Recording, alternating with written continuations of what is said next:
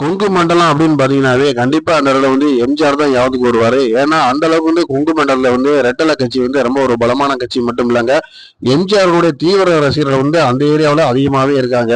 அதுக்கப்புறம் பாத்தீங்கன்னா ரசிகர் பட்டாளம் அப்படின்ட்டு எடுத்துக்கிட்டீங்கன்னா நம்ம விஜயகாந்த் அவர்களுக்கு வந்து கொங்கு மண்டலத்தை வந்து எப்பயுமே பரவலா வந்து ரசிகர்கள் கூட்டம் எப்பயுமே உண்டு.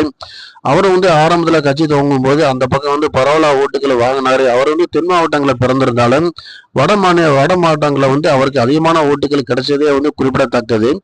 இப்ப வந்து சமீபத்துல வந்து பாத்தீங்கன்னா டிவிகேவுக்கு வந்து எந்த அளவுக்கு வந்து கொங்கு மண்டலத்துல செல்வாக்கு இருக்கு அப்படிங்கறது யாராலையும் கணிக்க முடியாது. ஏன்னா அவர் சந்திக்கக்கூடிய முதல் தேர்தல்னால இதுல வந்து யாரும் வந்து உடனே வந்து கண்டுபிடிச்சிட முடியாது.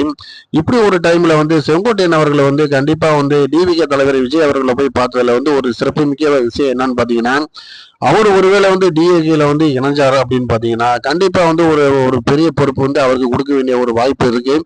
சப்போஸ் அவர் நல்ல ஒரு பெரிய பொறுப்பு அவருக்கு வந்ததுக்கு பின்னாடி தென் மாவட்டம் அதாவது தென் மண்டலம் அப்படின்ற இடத்துல வந்து கண்டிப்பா வந்து டிவிகேவுக்கு வந்து ஒரு செல்வாக்கான ஒரு வாக்கு வங்கிகள் கிடைக்கிறான வாய்ப்புகள் அதிகமாகவே இருக்கு. இதுக்கிடையில வந்து பாத்தீங்கன்னா டிஎம்கே வீழ்த்துறதுக்கு எதிர்கட்சி எல்லாருமே வந்து ஒன்றியதை சொல்லி கிட்டத்தட்ட வந்து பிஜேபி மட்டும் இல்லைங்க ஏடிஎம்கேல இருந்து எல்லாருமே வந்து அழைப்பு கொடுத்துக்கிட்டே இருந்தாங்க. அதுவும் மெயினா வந்து டிவிகேவுக்கு அதிகமான அழைப்புகள் கொடுத்துட்டு இருந்தாங்க. ஆனா நடந்த விஷயம் என்ன அப்படின்னு பாத்தீங்கன்னா இப்ப வந்து செங்கோட்டையன் வந்து போய் டிவிகேல இணைஞ்சதுனால கண்டிப்பா எடப்பாடி பழனிசாமி அவர்கள் வந்து கண்டிப்பா டிவிகே வந்து கூட்டணிக்கு அழைக்க மாட்டாரு அப்படிங்கிறது உறுதியாக்கப்பட்டது.